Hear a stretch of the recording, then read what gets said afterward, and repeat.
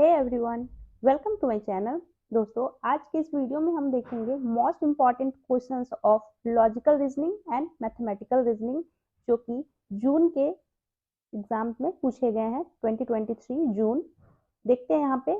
First है, the selling price of 30 article is equal to purchase price of 25 article. Find out the percentage of profit और loss. यहाँ पे दिया है selling price 30 article का, जो कि बराबर है 25 आर्टिकल के कॉस्ट प्राइस का। तो इसे हम कुछ इस तरह से सॉल्व करेंगे। Cost price of 25 article equal 25x। Cost price of 1 article हो जाएगा 25/25x। तो हो जाएगा, यानी कि एक आर्टिकल का रेट हो जाएगा x। सेलिंग प्राइस 30 आर्टिकल का है 25 आर्टिकल, तो सेलिंग प्राइस 1 आर्टिकल का कितना हो जाएगा 25/30, यानी कि 5/6x। यहाँ पे प्रॉफिट एंड लॉस का जो फॉर्मूला होता है, cost price minus selling price, या सेलिंग माइनस, यहाँ पे लॉस हो रहा है इसलिए कॉस्ट ज्यादा है, तो कॉस्ट माइनस सेलिंग डिवाइड में कॉस्ट प्राइस इंटू 100। तो कॉस्ट हमारा कितना है x minus 5/6 selling price into 100, और इसे सॉल्व करेंगे हम तो आ जाएगा हमारा 16.2/3%। नेक्स्ट देखते हैं, which of the following statement are so related that they cannot be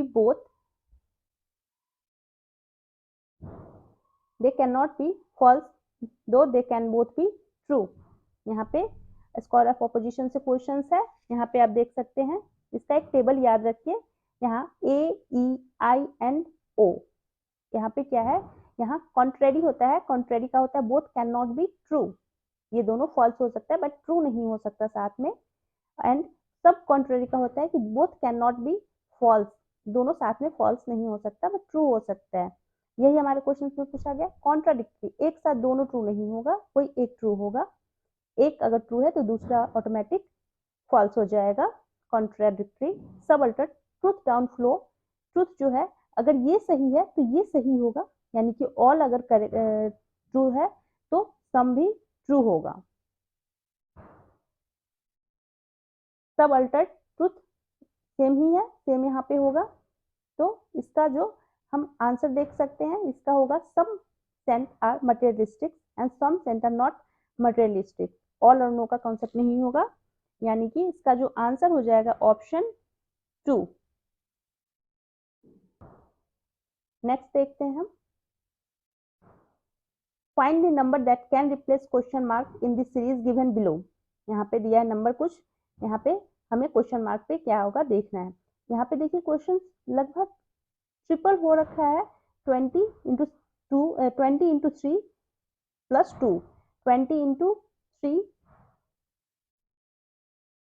तो यहाँ पे हम ट्रिपल करेंगे। 17 × 3 51 हो जाएगा। तो यहाँ पे जो इसका आंसर है इस तरह से एंड प्लस 6 कर देंगे तो हमारा आंसर हो जाएगा ऑप्शन 1। नेक्स्ट देखते हैं, a girl walk 12 kilometre south from her house, turn left and walk 26 kilometre. तो यहाँ से हम देखते हैं, इसे इस तरह से बनाते चलेंगे। ये साउथ में 12 किलोमीटर,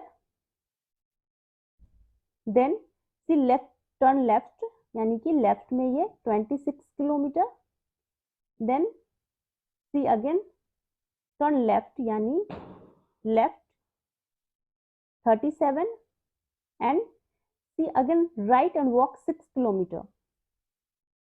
ये डायरेक्शन यहाँ से पूछा गया है। इसका जो स्टार्टिंग पोजीशन है, यहाँ से ये इसका लोकेशन क्या है, फ्रॉम हर हाउस, तो ये हो जाएगा नॉर्थ एंड ईस्ट। नेक्स्ट देखते हैं, in certain coding language Kanpur is coded as, यहाँ पे कोडिंग दिया है, how Mumbai is will be coded in that language. Kanpur, KJK, A के पहले जेड है, यहाँ पे देखते हैं QRTU, तो इसी तरह से हम ए यहाँ पे जेड, इससे अगर देखें तो यहाँ पे जेड एक में है और ये हम देख सकते हैं। इसका आंसर हो जाएगा ऑप्शन 1। नेक्स्ट देखते हैं हम,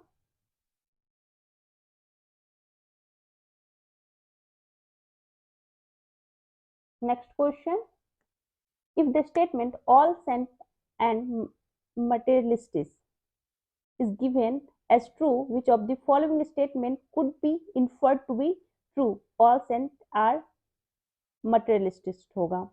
तो कौन सा स्टेटमेंट सही है? नो सेंट आर मटेरियलिस्टिक्स, ये तो गलत है। सम सेंट आर मटेरियलिस्टिक्स, ये स्टेटमेंट करेक्ट हो जाएगा। Some saint are not materialistics and some materialistics are not saint. इसको अगर आप डायग्राम के थ्रू करना चाहें तो all saint are materialistics, no centre, ये तो गलत हो जाएगा स्टेटमेंट।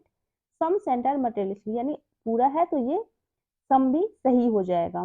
तो ये हो जाएगा हमारा सब अल्टरनेट का कॉन्सेप्ट है ऐसे, तो डाउन में ट्रू होगा। तो ये स्टेटमेंट हमारा सेकंड जो है ये करेक्ट हो जाएगा। नेक्स्ट देखते हैं, all things are visible because they are knowable, which fallacy is committed in the above statement according to classical Indian logic? तो साधारणा, अनुपस्मरी, असाधारणा एंड विरुद्धा। All things are visible because they are knowable, तो ये है इसका करेक्ट आंसर हो जाएगा ऑप्शन 2। नेक्स्ट देखते हैं,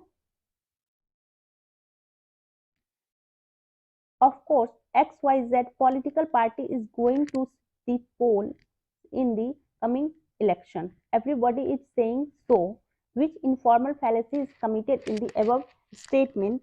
यहाँ पे बोल रहे हैं appeal to emotion, begging the questions, slippery slope and appeal to majority।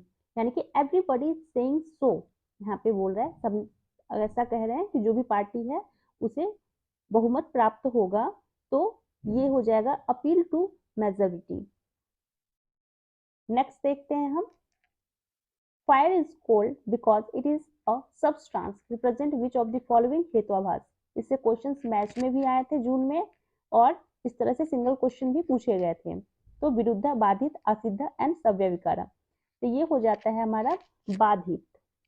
Fire cold नहीं होता है, फायर हॉट होता है, तो ये और ये एक सब्सटेंस भी नहीं है, तो ये बाधित हो जाएगा इसका आंसर। नेक्स्ट देखते हैं, which of the following statement are logically equivalent? Logically equivalent, all saint are materialistics, no saint are non materialistics, all non materialistics are not non saint, no materialistics are saint. तो यहाँ इसका जो answer हो जाएगा, इसका हो जाएगा option 4।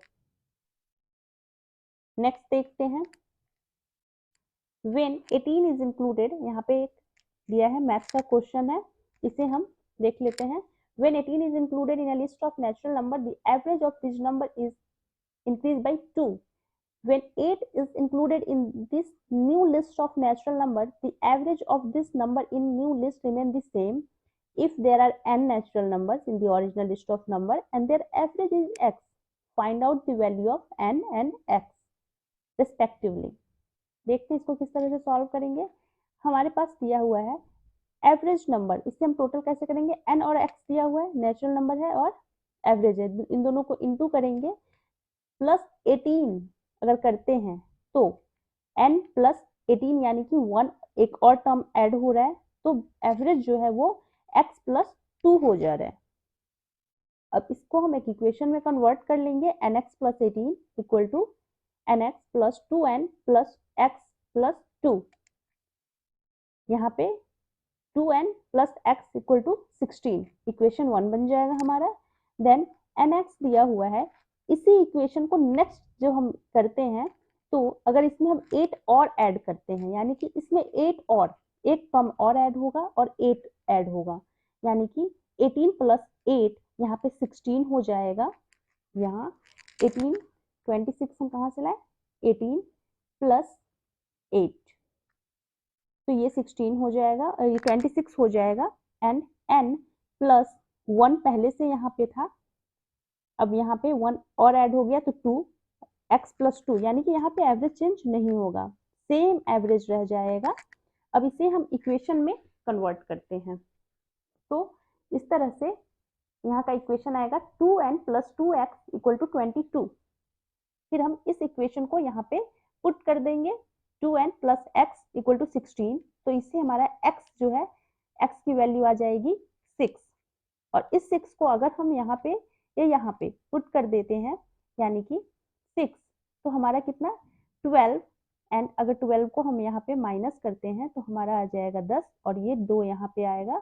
Divide में अगर इसे करते हैं तो हमारा आ जाएगा जो n की वैल्यू है वो 5।